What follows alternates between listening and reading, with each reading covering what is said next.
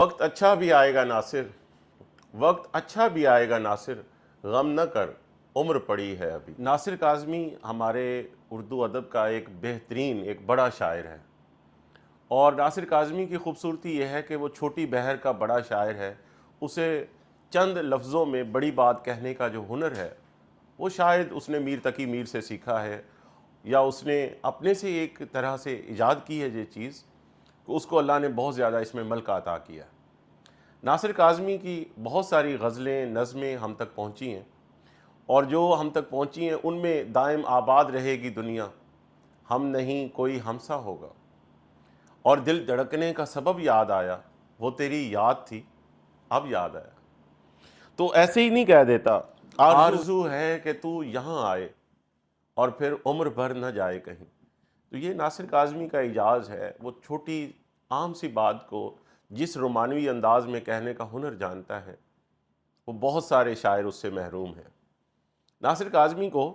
یہ بھی کہا گیا کہ کسی ایسے حرف کو استعمال کیجئے جو آج تک اس سے پہلے کبھی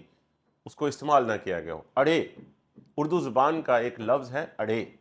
اور اس کو ناصر کاظمی نے اس کو بھی استعمال کر کے ہمیں بتایا ہے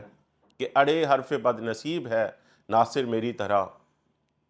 اڑے حرف بد نصیب ہے ناصر میری طرح، اب تک کسی بھی لفظ کے آگے نہ لگ سکا، اب تک کسی بھی لفظ کے آگے نہ لگ سکا۔ تو اڑے جو ہے وہ تو عام طور پہ کسی بھی شاعر نے، یہ شاید دنیا کا پہلا ہی پاکستانی، آپ کہہ لیجئے یہ اردو زبان کا یہ پہلا ہی جملہ ہوگا جو اڑے سے شروع ہوتا ہے، وگرنہ اڑے سے آج تک کوئی لفظ شروع نہیں ہوتا۔ یہ ناصر کاظمی کا ہی حسن ہے کہ اس نے اڑے کو شروع میں لگا کے ہمیں دکھا دیا۔ ناصر کاظمی جو ہے وہ امبالہ میں جہاں سے آیا ہے، انڈیا سے، ہم دیکھتے ہیں کہ اس نے اپنی وفات سے چند دن پہلے ریڈیو پاکستان پر اس نے یہ کہا کہ میری جو عمر گزری ہے امبالہ میں، وہ دریا کے کنارے شکار کرتے ہوئے، گھوڑے کی سواری کرتے ہوئے گزری ہے۔ ایک شاہانہ لائف ہمیں ملتی ہے جس میں وہ نیچر کے قریب ہے، جہاں پہ وہ فارغ البالی کے قریب ہے، جہاں اس کے پاس سوچنے، سمجھنے اور نیچر کے ساتھ انٹریکٹ کرنے کے وسیع مواقع موجود ہیں۔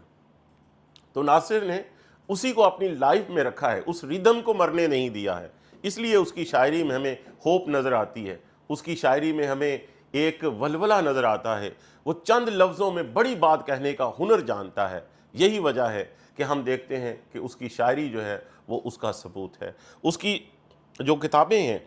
دیوان ہے یا برگ نو ہے یا پہلی بارش ہے، اس میں بھی وہ چیزیں ہمیں آج تک نظر آ رہی ہیں، اس لیے نظر آتی ہیں کہ ناصر نے اس ولولے کو مرنے نہیں دیا، اور اپنی لائف میں اس کو لے کر آج ہم اس کی قبر پہ جاتے ہیں تو اس کی قبر پہ وہ لکھا ہوا ہے کہ دائم آباد رہے گی دنیا، دائم آباد رہے گی دنیا، ہم نہیں کوئی ہمسا ہوگا۔ تو آج دنیا تو آباد ہے، لیکن ناصر جیسا شاید کوئی نہیں ہے۔